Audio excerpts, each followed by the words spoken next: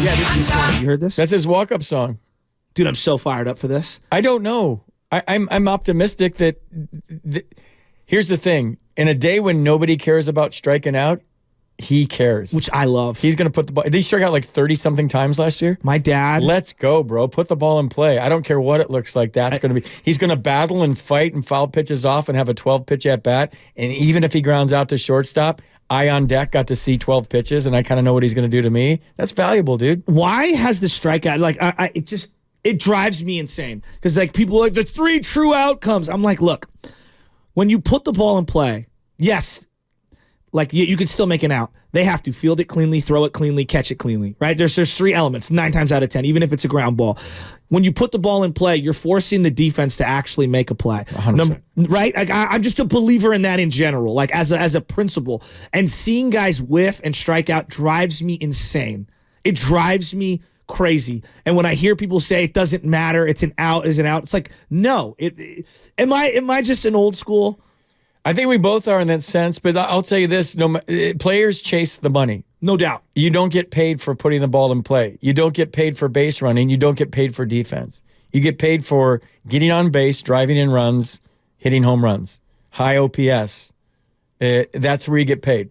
So defense has been neglected in our game. 100% has been base running is hard to watch in our game now. Although Ronald Acuna. It's coming back with the bases different and the throw-over rule. Yeah. So those are the aspects of the game I love. I love a hit and run. I love guys stealing a base. I love to see a guy go first to third. I love that the hole's open again on the right side of the field. It's made for a more exciting part of the game, but you chase the money. So if I choke up and hit an 18 hopper to short, Joe, the theory is I'm still 0 for 1. If I run into one in a 1-2 count and hit a home run, I'm going to get paid for that. I'm not going to get paid for striking out less than 100 times. So why should I care about striking out 100 times? It used to be, getting back to the NBA All-Star game and the effort last night, it used to be a pride thing where it was hard to drag your bat back to the dugout. It was the ultimate display of you beat me. Matt Williams in the early 90s used to strike out a lot on the splitters. I like Casey Schmidt. The sliders, the old, and he used to swing right through it, and he would be furious walking back to the dugout. And I remember Giants fans were crushing him. He was hitting 40 home runs a year. He went back to AAA. I remember that. Went back to Fresno. So, but like, I look at the way the game is played now, and I can't wait to talk more baseball with you because I love it. I feel like we're kindred spirits. I look at Melky Cabrera, and I know no one's going to bring this up. His first half, although performance-enhancing aided, was as good of a first half as I've ever seen a Giants player hit. And all he did was gap to gap at AT&T and just, I think he batted like 352, had like 30 doubles in the first. He was amazing. He had 50 hits in the month of May. Yeah, he was amazing. Now, that's insane. It is insane. But the way he played the game was not, I'm going to try to hit home runs. It was gap, line drives, contact, work the count. And I'm saying to myself, this dude owned the city. Now, that was right before the Hunter Pence trade and everything. I don't even know if you remember that. But, like, he gets popped for the roids and it goes away. But no one seems to realize that, to me, would be the strategy in the NL West with the spacious ballparks. Corbin Carroll kind of plays a comparable, way that Melky played that year, although he hits for more power. Like, I don't know why gap power has not been increased in terms of that's what I'm trying to prioritize building out my major league roster you don't get for paid. The Giants. Sorry, Joe. You don't get paid for doubles. And you should. On base percentage, scoring runs, anything to help your team win. The game's all athletic now, and that's why I picked the Diamondbacks to win the NL West in spring training last year. I did. I did a few of their games. Yeah. I'm watching a team that can fly. Yeah, Alec Thomas flies. Corbin Carroll in spring training hit a ground ball base hit to right field, and it was a double because he ran hard out of the box. Yeah. And I forget who was playing right field for the Giants. They didn't look up, double. But like when you see what the game has evolved into based on the new rules and the rule changes, it's about speed and athleticism. Yeah. Man. It's not about, I wanted the Giants to get more athletic this offseason. I thought that should have been their number one goal. Team speed plays now. And the Diamondbacks have a lot of young players that can run, and they cover ground in the outfield. They play great defense. They put the ball in play. To me, that's a recipe for success. You got to pitch it, though. You got to pitch it. You got to have a staff. I mean, that's where they brought in that. What was the guy, the third guy in the rotation, the youngster who came out of nowhere last year? Oh, Pfeiffer? What was his name? He pitched really well in the playoffs. Gosh, the name is evading me. It's like PF something. Santangelo? No. PF, no. I see what he did there. Yeah, I did see what he did there. But anyway, they got a jolt from the youngster this year. You're going to get, with the Giants rotation, Logan Webb's going to be your one. I don't even know who your two is currently. I'm guessing it's going to be Harrison, but who knows? I don't know if I want him as my two, even though it kind of gets broken up after the first week of the season. Their second half Brandon Fat? Yes. Let me pull up the pronunciation. PFAADT. Yeah. He's like 24, 25 years old. He came up at the end of last year and had a great little run. Yes. Yes. Good little pitcher.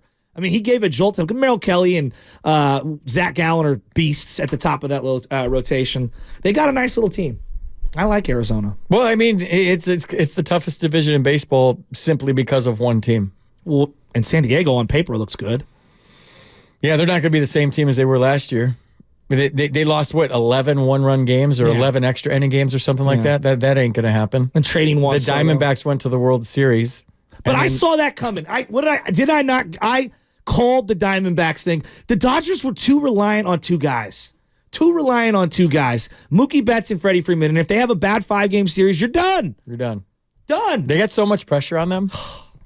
What, you're out on the Dodgers? You don't think they're going to be that good? Oh, they'll probably win 100 and something games, but that doesn't translate into baseball in a microwave oven. Especially in the playoffs. Yeah, I think what does them in, and just my take on it, is that look at Sam. They've so often they get that first round bye in the playoffs, and bye weeks in baseball but they had no pitching last year. Well, yeah, they had no pitching. But Walker you factor they're relying on so many on a small number of guys. Their pitching's hurt. Their bullpen's always been shaky, and then they're on ice for a full week before they play a red hot Diamondbacks team. And it could be a very similar situation this year. The Dodgers are going to win 130 games or something this year, and then they're going to have to wait a week. I'm exaggerating to make a point here.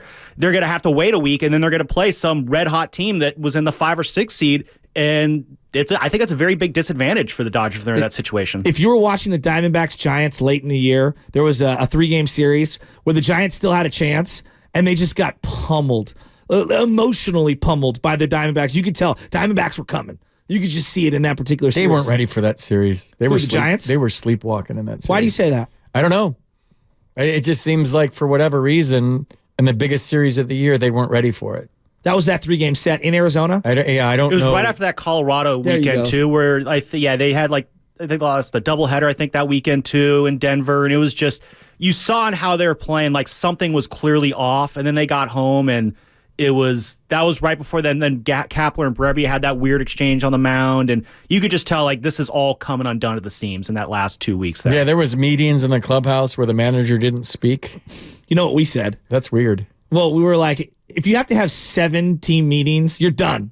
You're done. Well, that's what I said about the Warriors last year in the playoffs. If you're playing in a Game 7 and Steph has to give a speech on the bus for a Game 7, are you kidding me? Right? That's telling me that you're just not. I mean, there's no words said in a Game 7, bro. It's Game 7. If you're going to give a speech, you just get on the bus and you say, it's Game 7. Seriously. And you sit down and you ride the bus to Sacramento. That's it. Unbelievable. Yeah. I mean, he was addressing multiple players on that team. If you have to tell Chase Young that it's a playoffs and you have to play hard, it's the playoffs. That's where that speech begins and ends, bro. There's no speeches necessary here. It blows my mind that you have to. Anyways. No, I love it. FBI, I love this. I don't know, man. We're in a good spot here for sports. I know everyone's mad and sad that the 49ers season is over. Let's